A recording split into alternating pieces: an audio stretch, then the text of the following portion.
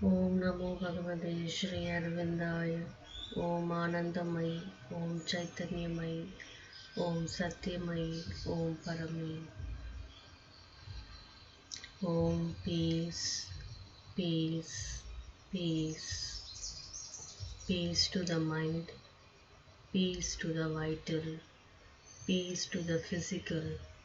Peace to the emotions. Peace to the world.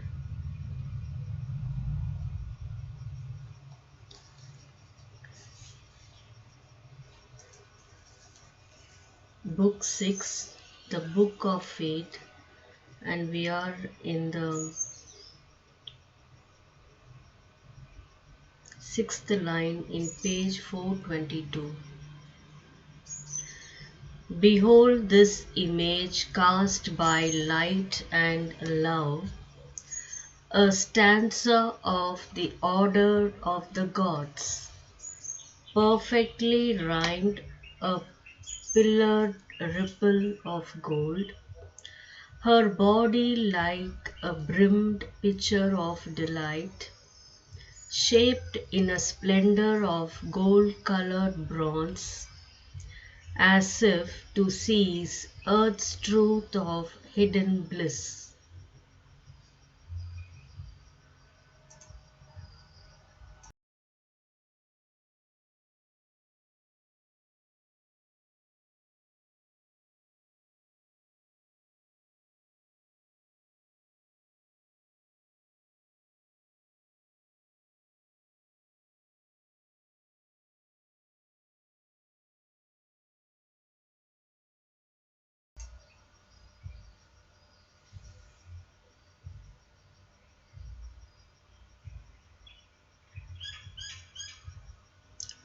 Dream-made illumined mirrors are our eyes, draped subtly in a slumberous fringe of jet, retaining heaven's reflections in their depths.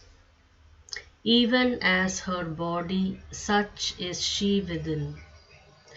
Heaven's lustrous mornings gloriously recurred, like drops of fire upon a silver page, in her young spirit yet untouched with tears.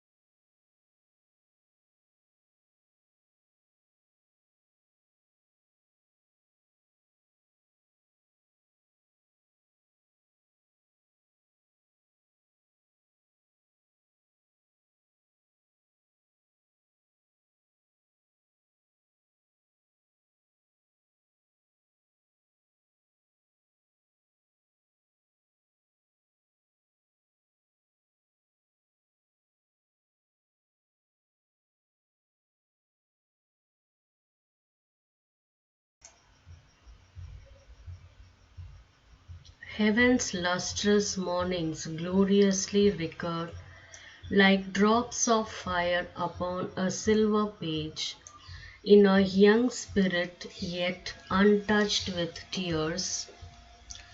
All beautiful things eternal seem and new to virgin wonder in her crystal soul. The unchanging blue reveals its spacious thought. Marvelous the moon floats on through wandering skies. Earth's flowers spring up and laugh at time and death. The charmed mutations of the enchanter life race like bright children past the smiling hours.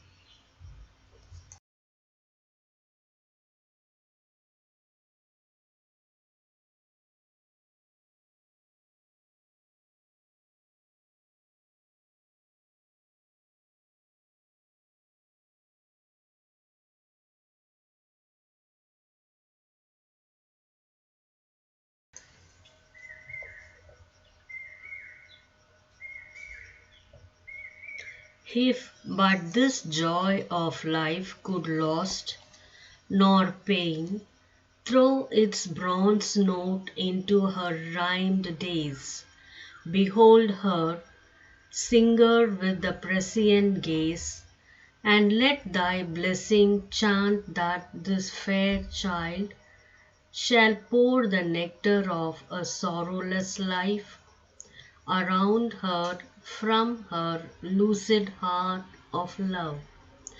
Heal with a bliss the tired breast of earth, and cast like a happy snare felicity, as grows the great and golden bounteous tree, flowering by Alakananda's murmuring waves, where with enormous speed the waters run.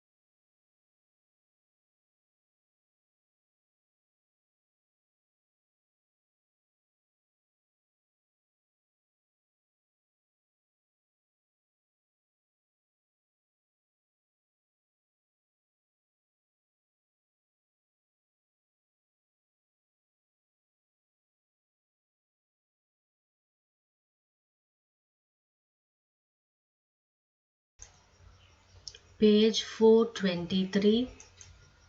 Lisping and babbling to the splendor of morn, and cling with lyric laughter round the knees of heaven's daughters dripping magic rain, pearl bright from moon gold limbs and cloudy hair, so are her dawns like jewelled leaves of light, so casts she her felicity on men.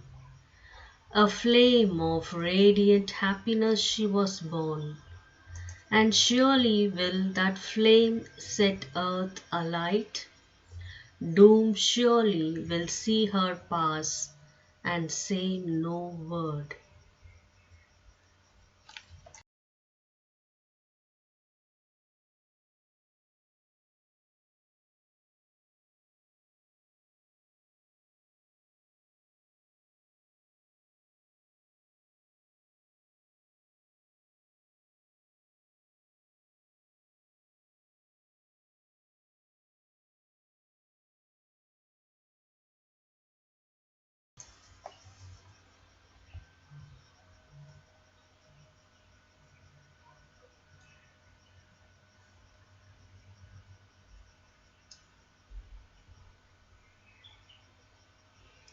But too often here the careless mother leaves her chosen in the envious hands of fate.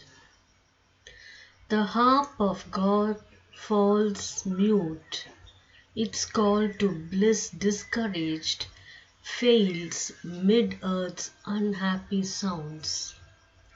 The strings of the siren ecstasy cry not here, or soon are silenced in the human heart.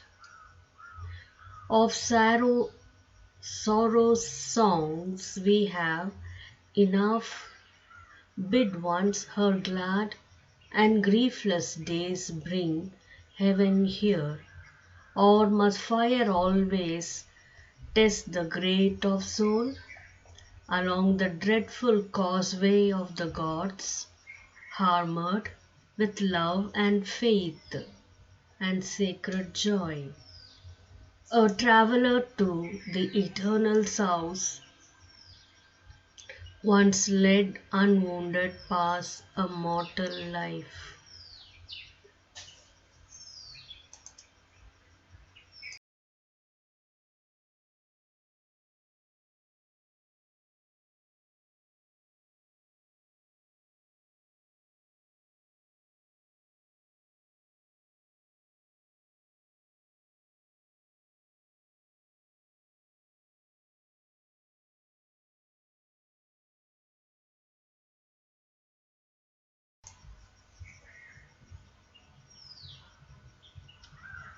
But Narad answered not. Silent he sat, knowing that words are vain and fate is Lord. He looked into the unseen with seeing eyes, then dallying with the mortal's ignorance, like one who knows not, questioning, he cried, on what high mission went her hastening wheels? Whence came she with this glory in her heart, and paradise made visible in her eyes?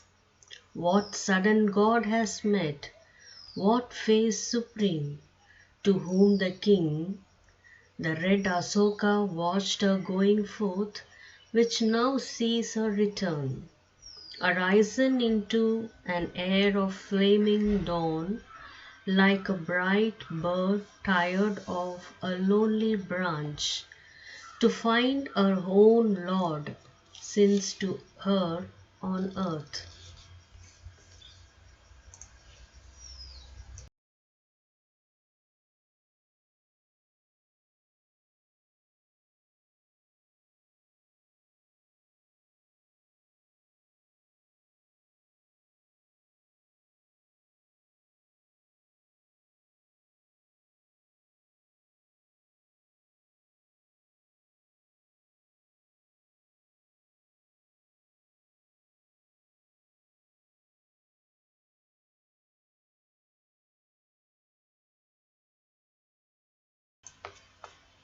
Page 424.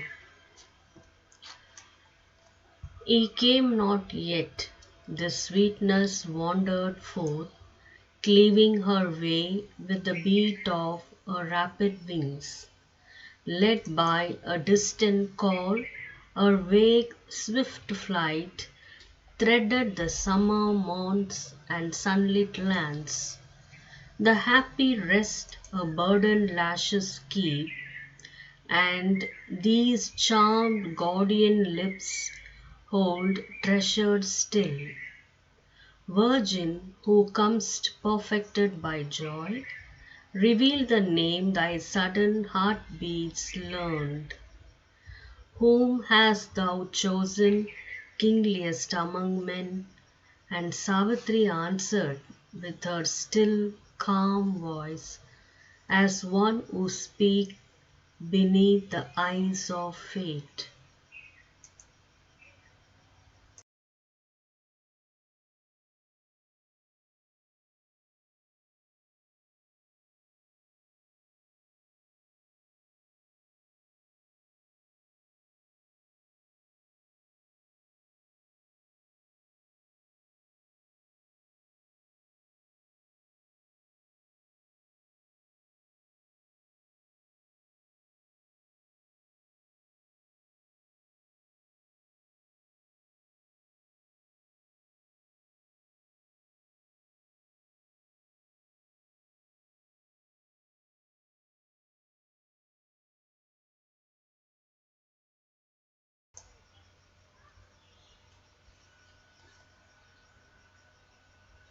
Father and King, I have carried out thy will.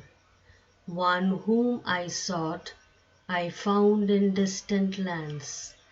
I have obeyed my heart, I have heard its call.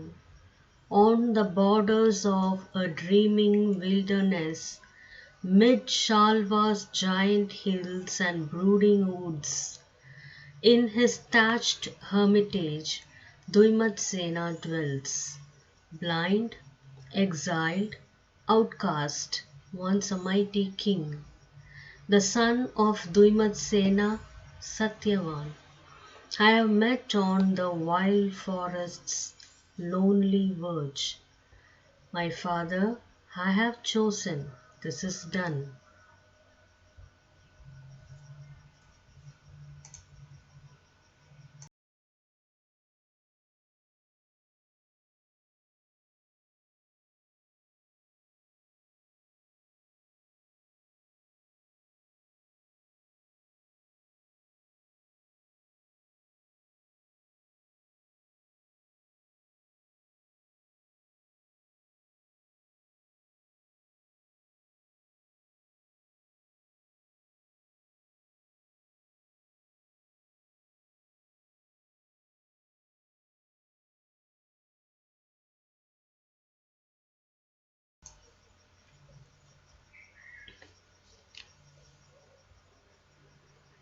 Astonished, all sat silent for a space. Then Ashwapati looked within and saw a heavy shadow float above the name, chased by a sudden and stupendous light.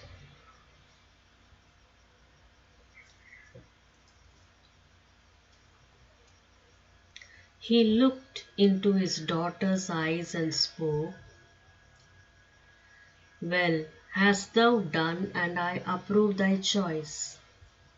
If this is all, then all is surely well. If there is more, then all can still be well."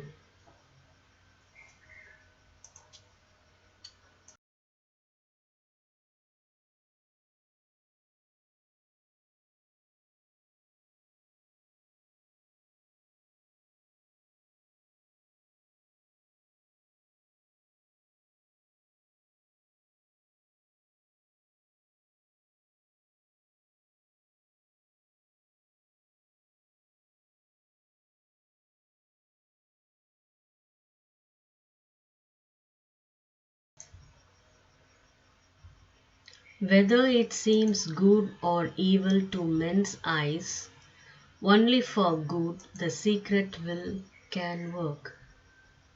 Our destiny is written in double terms. Through nature's contraries we draw nearer God. Out of the darkness we still grow to light. Death is our road to immortality. Cry woe, cry woe, the world's lost voices wail.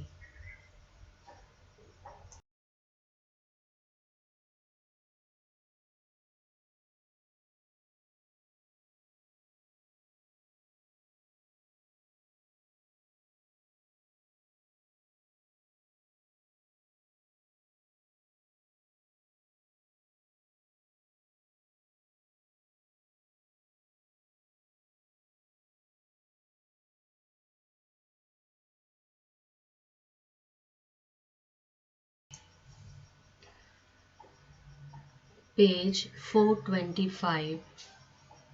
Yet conquers the eternal good at last. Then might the sage have spoken, but the king in haste broke out and stayed the dangerous word. O singer of the ultimate ecstasy, lead not a dangerous vision to the blind, because my native right thou hast seen clear.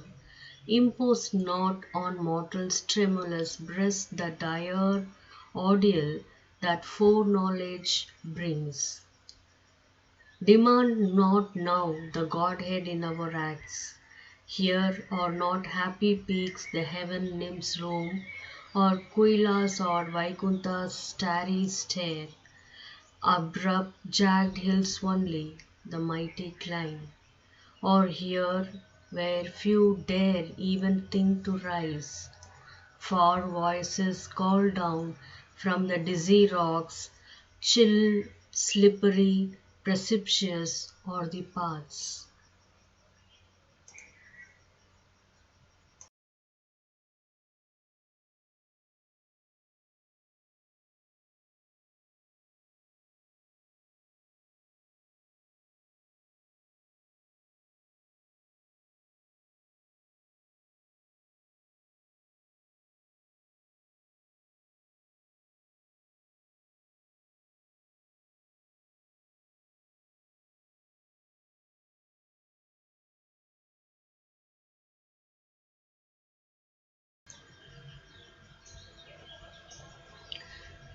Page 425. Too hard the gods are with man's fragile race. In their large heavens they dwell exempt from fate, and they forget the wounded feet of man, his limbs that faint beneath the whips of grief, his heart that hears the tread of time and death. The future's road is hid from mortal sight. He moves towards a veiled and secret face. To light one step in front is all his hope, and only for a little strength he asks to meet the riddle of his shrouded fate.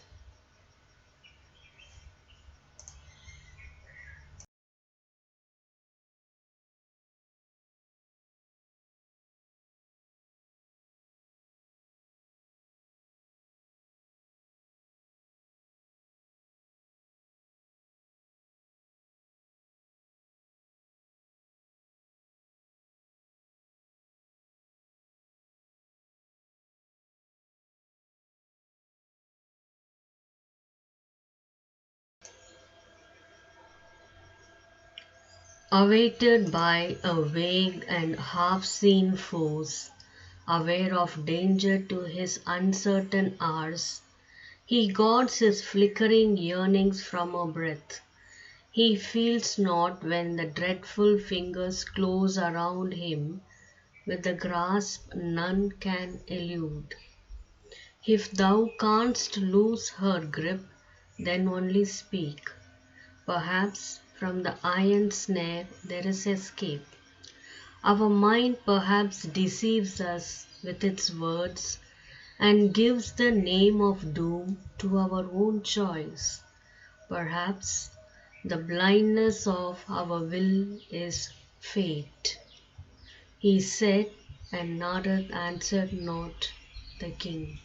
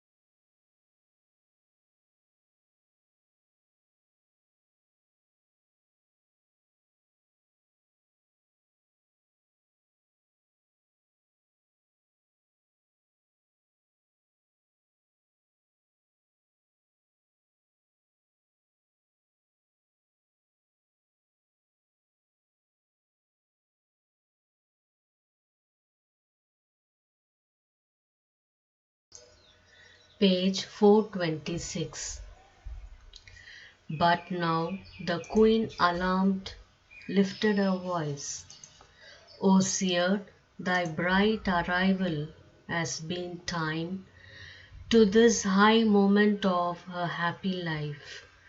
Then let the speech benign of griefless fears confirm this blithe conjunction of two stars, and sanction joy with thy celestial voice.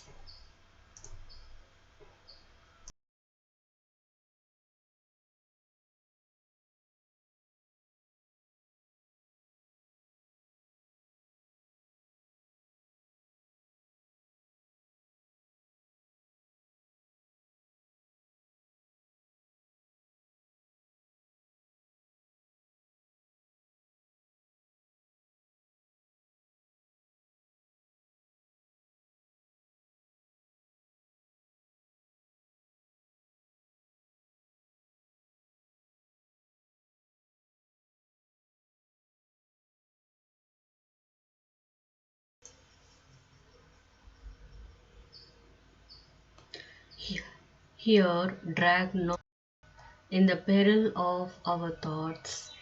Let not our words create the doom they fear. Here is no cause for dread, no chance for grief, to raise her ominous head and stare at love. A single spirit in a multitude.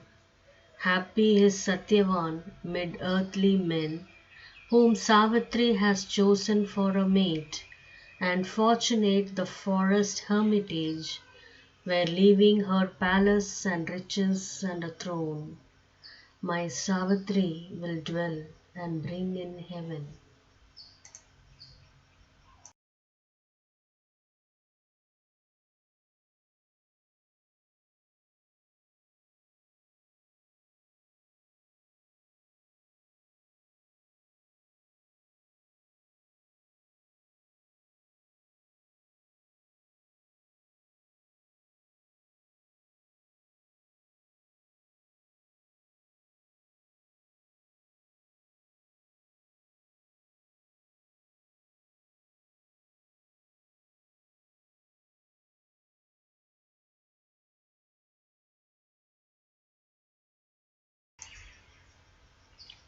Then let thy blessing put the immortal seal on these bright lives' unstained felicity, pushing the ominous shadow from their days.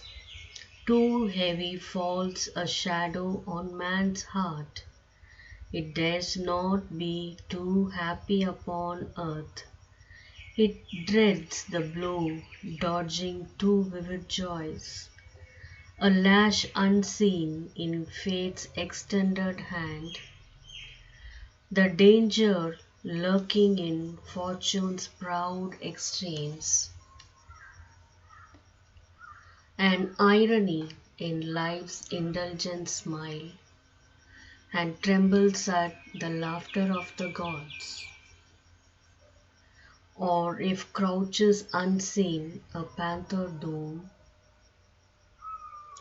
if wings of evil brood above that house, then also speak that we may turn aside and rescue our lives from hazard of wayside doom and chance entanglement of an alien fate.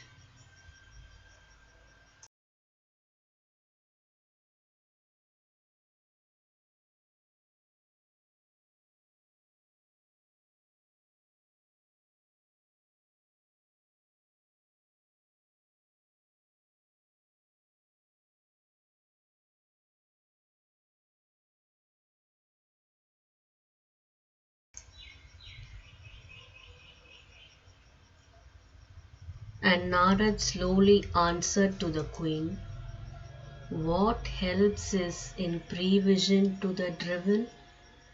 Safe doors cry opening near, the doomed pass on. A future knowledge is an added pain, a torturing burden and a fruitless light.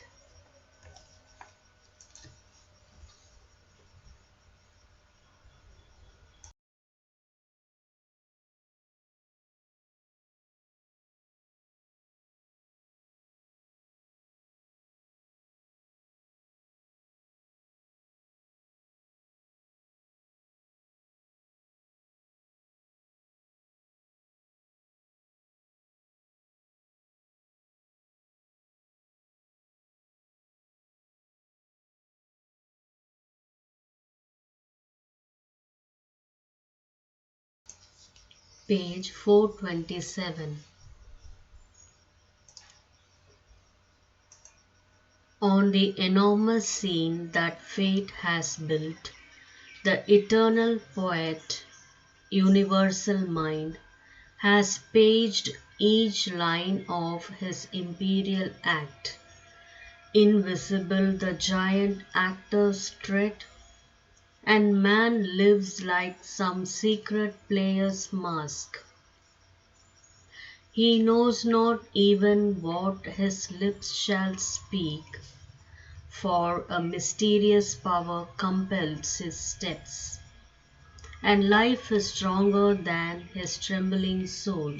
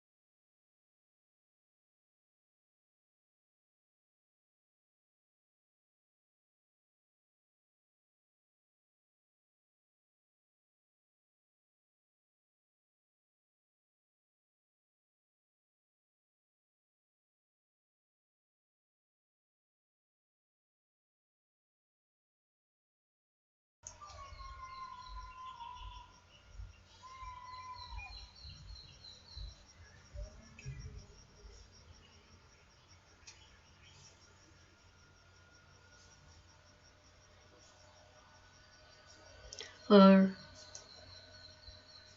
none can refuse what the stark force demands. Her eyes are fixed upon her mighty aim. No cry or prayer can turn her from her path. She has leaped an arrow from the bow of God. His words were theirs who live unforced to grieve and help by calm the swaying wheels of life and the long restlessness of transient things and the trouble and passion of the unquiet world. As though our own bosom were pierced, the mothers saw the ancient human sentence strike her child, her sweetness that deserved another fate, only a larger measure given of tears.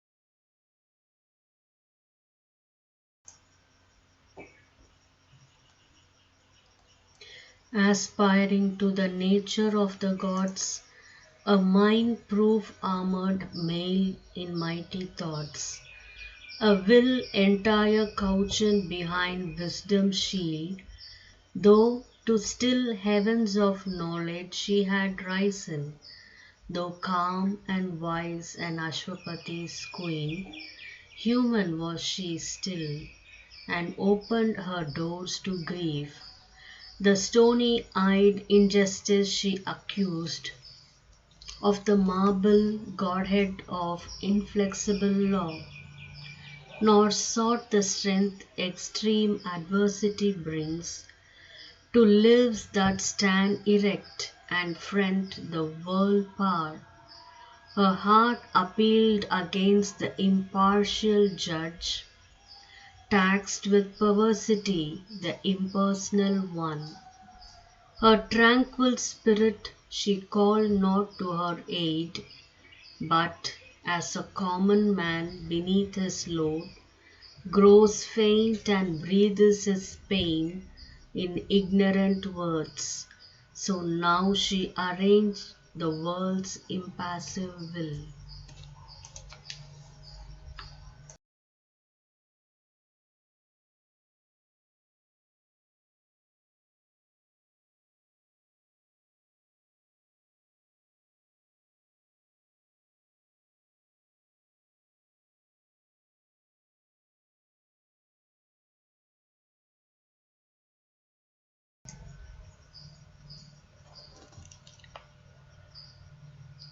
Page 428.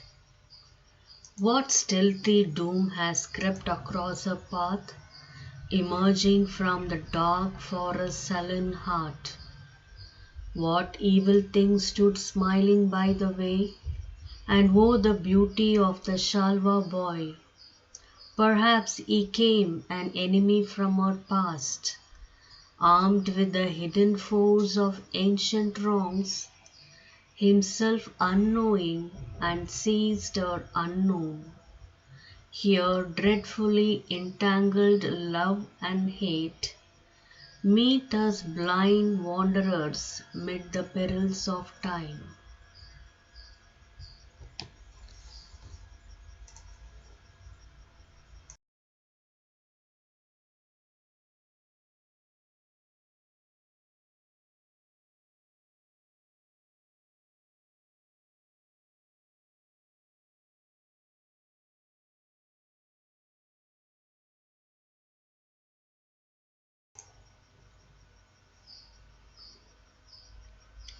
Our days are links of a disastrous chain.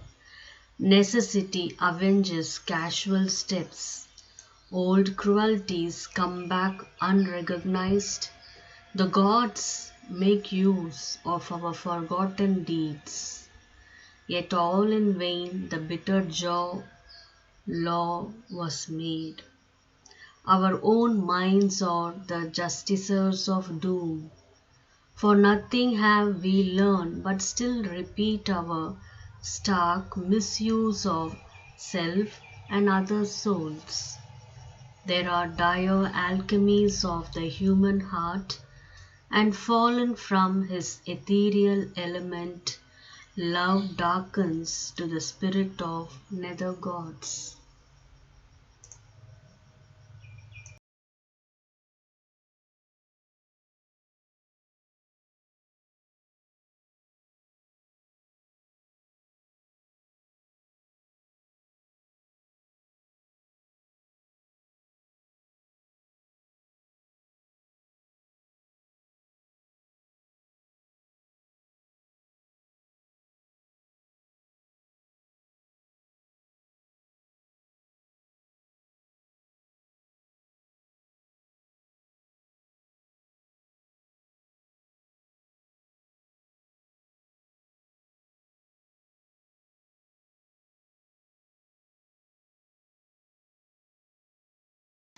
The dreadful angle, angry with his joys, woundingly sweet he cannot yet forego, is pitiless to the soul, his gaze disarmed.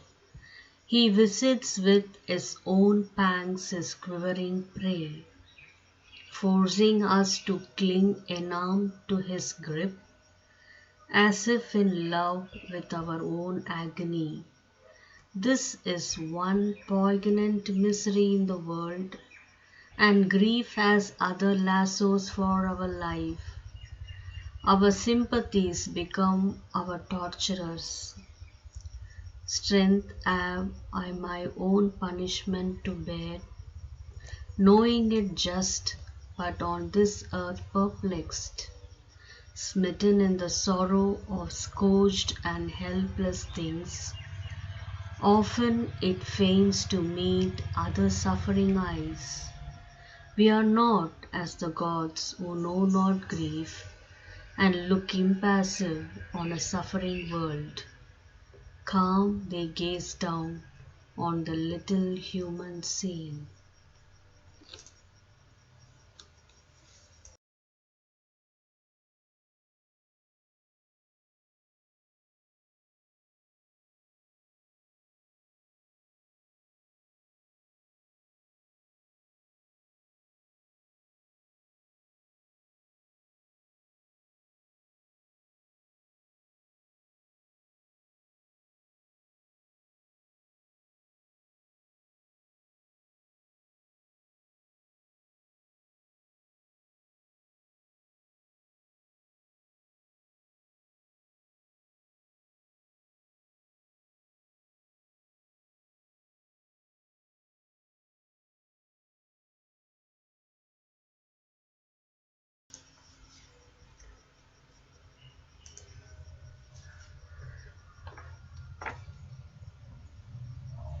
Summary of the lines by M.P. Pandit. Just at the time Narad is about to say something, but the king signs to him not to speak. The queen has observed this. She is intrigued. Why at this blissful moment when her daughter has found a prince? Why this mystery? So she says to Narad, "Give your blessings, speak what you have got to say." But Narad keeps solemnly silent. She importunes him, she gets impatient, and then Narad slowly answers the queen, "Foresight, prevision, what help is it to the driven? This side and that side doors open, but we do not see that they are there. When we are doomed, we pass on to the doom. No use knowing the future, it adds to your pain." And so he says, no use knowing the future, but the queen would not be denied, and at last she says to him, he must speak. Then Narad says, and he says, 12 months from now, Satyavan must die. The queen is greatly upset. Naturally, she looks at her daughter and says, "You go and make another choice." But Savitri refuses and says, "I will not change." Her mother is overcome by great pity for her daughter.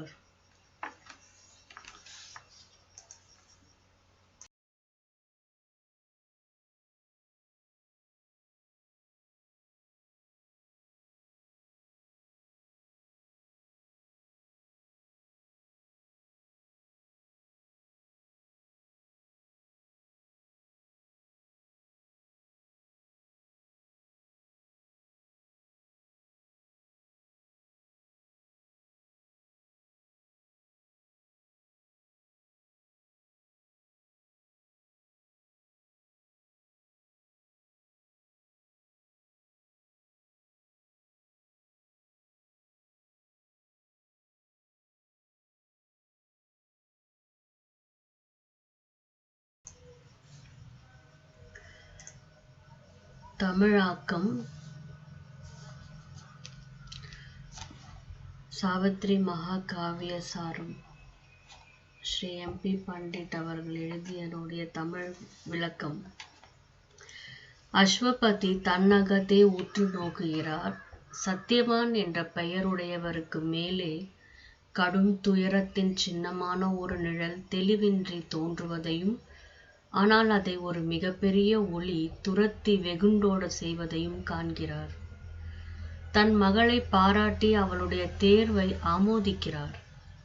நாரதர் ஏதோ சொல்ல விழைகிறார். ஆனால் அஸ்வபதி குறுக்கிட்டு, எதிர்காலத்தில் அவர்களுக்கு நேரவிருக்கும் ஆபத்தை பற்றி அறிவித்து மாழ்வுக்குரிய வெறும் மானிடர்களான தங்களை கடும் சோதனைக்கு ஆளாக்க வேண்டாம் என்று கேட்டுக்கொள்கிறார். நடக்கப் போவதை பற்றி பேசுவதன் மூலம் விதியின் இரும்பு பிடியை தளர்த்த முடியும் என்றால் மட்டுமே அதை கூறுமாறு கேட்டுக்கொள்கிறார். ராணி கலக்கமுறுகிறாள். சாவித்ரி சத்யவானின் காதல் மனத்திற்கு ஆசி வழங்குமாறு நாரதரை வேண்டுகிறாள். ஒருவேளை அது நிகழ்ந்து விடுமா என்று அவர்கள் அச்சுறும் ஆபத்திற்கு அதை பற்றி பேசுவதன் வாயிலாக உரு கொடுக்க வேண்டாம் என்று கேட்டுக்கொள்கிறாள். ஆயினும் சாவித்திரியின் மனவாழ்வில் குறுக்கிட பேராபத்து மெய்யாகவே பதுங்கியிருக்குமேயானால் அதை பற்றி கூறியே தீர வேண்டும் என்று வேண்டுகிறாள். அப்பொழுதுதான் அவர்கள் அவ்வாபத்திலிருந்து விலகி சென்று அதை தவிர்க்க முடியும். வருங்காலத்தில் நடக்கவிருப்பதை முன்கூட்டியே அறிவது வேதனையை அதிகரிக்க மட்டுமே செய்யும்.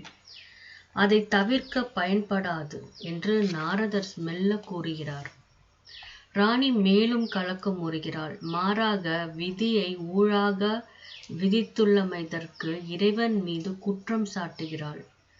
இவ்வுலகில் காதலின் வருந்தத்தக்க போக்கையும் மனித வாழ்வில் துயரம் ஆதிக்கம் வகிப்பதையும் எண்ணி புலம்புகிறாள்.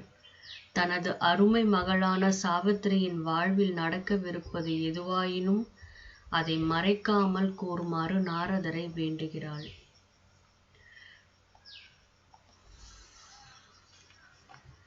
நாரதர் சத்தியவானை பற்றி உயர்வாக பேசுகிறார். அவனுடைய பெருமைகளை வருணிக்கிறார்.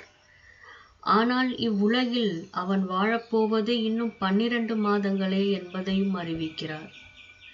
ராணி துக்கம் தாழாமல் அலறுகிறாள். இவ்வளவு குணநலன்களையும் பரிசுகளாக அளித்து அப்பரிசுகளை பறித்து செல்ல மரணத்திற்கு அனுமதி அளித்து அவற்றை வீணாக்கியுள்ள இறையருளை குறை கூறுகிறாள். சாவித்திரியை அரண்மனையிலிருந்து மீண்டும் புறப்பட்டு சென்று வேறு ஒருவனை மணாளனாக தேர்ந்தெடுக்க பணிக்கிறாள். ஆனால் சாவித்திரியோ தன் முடிவை மாற்றிக்கொள்ள மறுக்கிறாள்.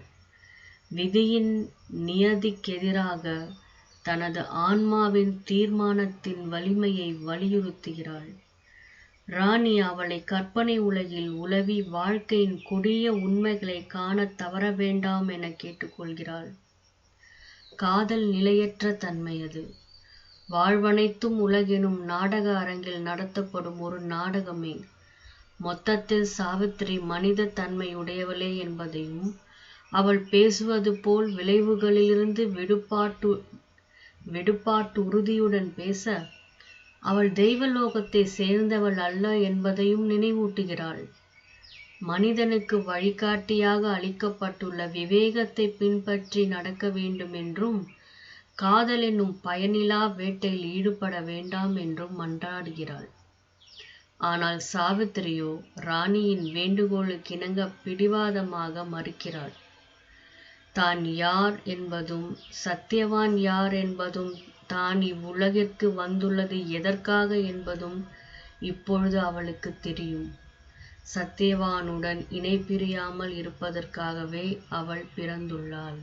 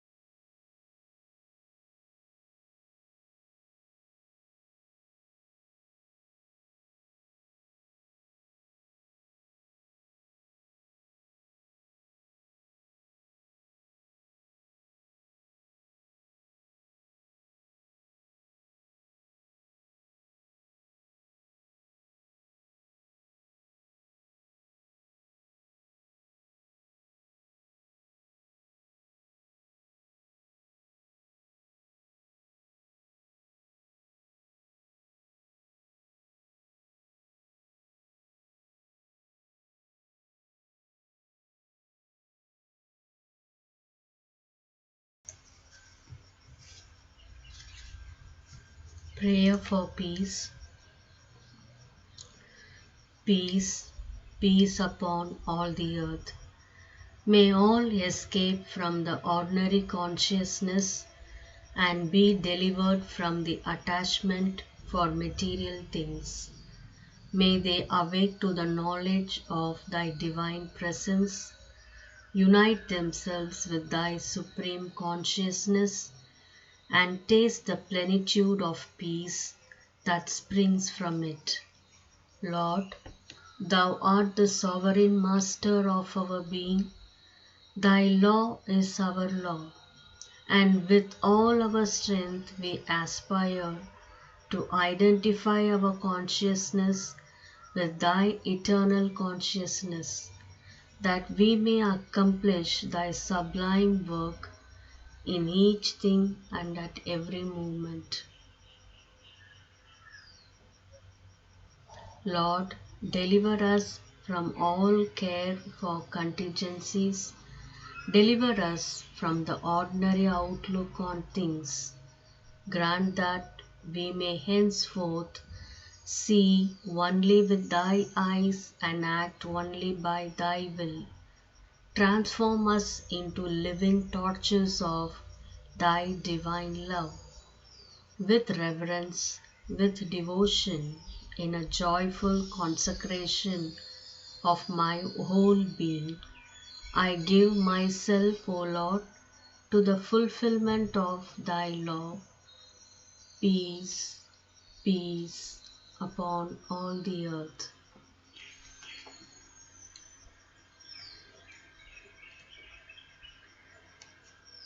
Prayer to Sri Aurobindo. To thee who has been the material envelope of our Master, to thee our infinite gratitude. Before thee who has done so much for us, who has worked, struggled, suffered, hoped, endured so much, before thee who has willed all, attempted all, prepared, achieved all for us, before thee we bow down and implore that we may never forget, even for a moment, all we owe to thee.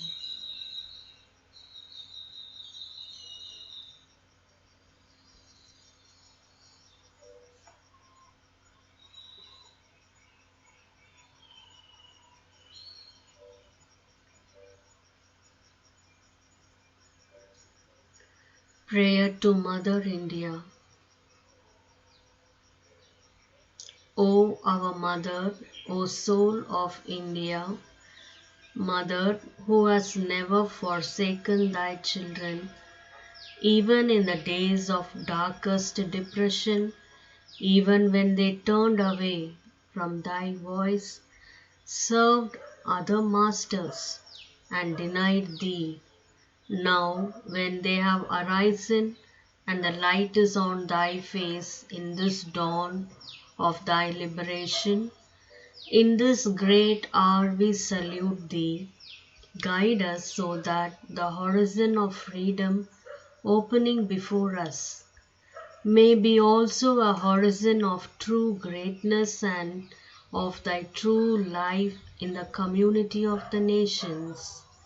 Guide us so that we may be always on the side of great ideals and show to men thy true visage as a leader in the ways of the Spirit and a friend and helper of all the peoples.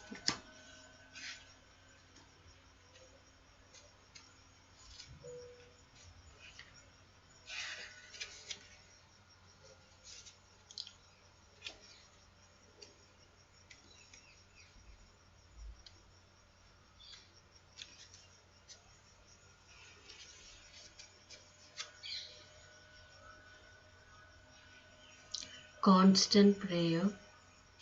O thou sole reality, light of our light and life of our life, love supreme, Savior of the world, grant that more and more I may be perfectly awakened to the awareness of thy constant presence. Let all my acts conform to thy law. Let there be no difference between my will and thine. Extricate me from the illusory consciousness of my mind, from its world of fantasies. Let me identify my consciousness with the absolute consciousness, for that art thou. Give me constancy in the will to attain the end. Give me firmness and energy and the courage which shakes off all torpor and lassitude.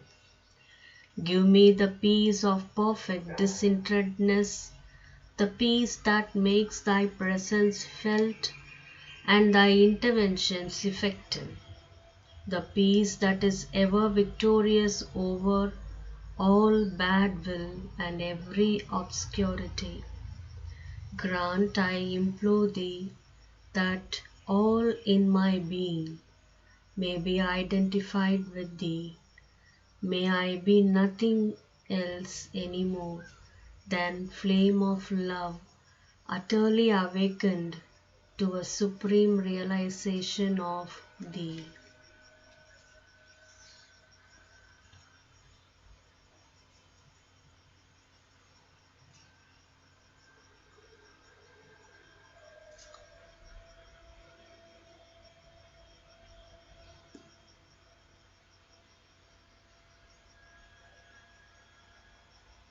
Burning brazier, to be the divine love, love powerful, infinite, unfathomable in every activity, in all the worlds of being.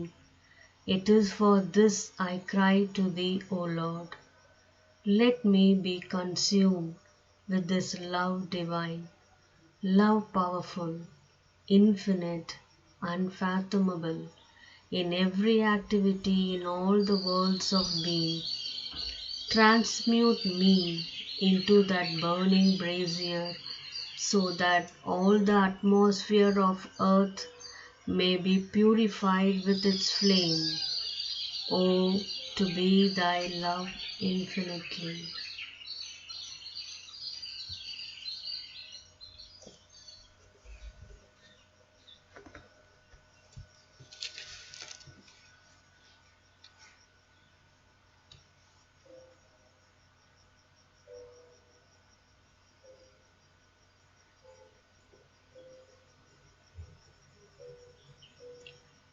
Sri அன்னையே, இங்கு கூடியிருக்கும் நாங்கள் அனைவரும் உங்களுடைய குழந்தைகள்.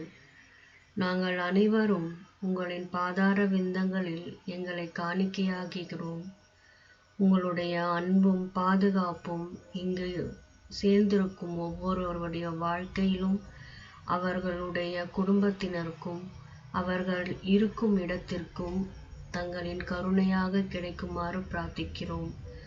நாங்களே உங்களுடைய நூலாக இருந்து இந்த உலகம் முழுவதிலும் வியாபித்து உங்களுடைய சக்தியையும் உங்களுடைய ஒளிப்பிழம்பும் இந்த பூவுலகில், இந்த மண்ணுலகில் எங்கெல்லாம் இருள் நிறைந்திருக்கின்றதோ அவையெல்லாவற்றையும் முழுவதுமாக கடைந்தெடுத்து ஒரு சமுத்திர மந்தனை போன்று உங்களுடைய ஒளி எல்லா அழுக்குகளையும் எல்லா விதமான தடைகளையும் தூள் தூளாக்குமாறு உங்களுடைய கருணை மழை பொழிய வேண்டும் என்று பிரார்த்திக்கிறோம் அம்மா.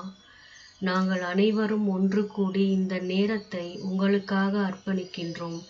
நீங்கள் எழுந்தருளுமாறு உங்களுடைய கரம் எங்களை அரவணைத்து எங்களின் மூலம் உலகத்தை அரவணைக்குமாறு பிரார்த்திக்கிறோம். இது மேலும் சிறப்பான விஷயம்.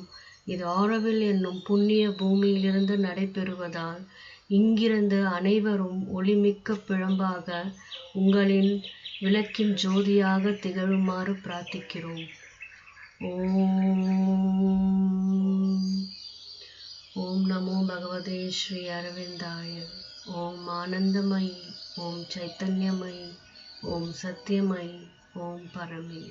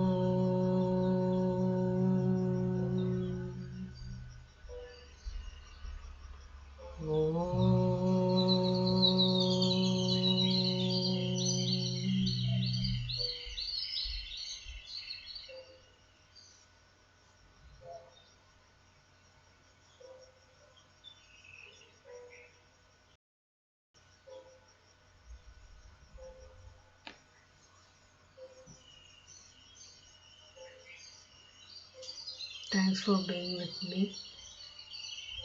Om Namo Bhagavate.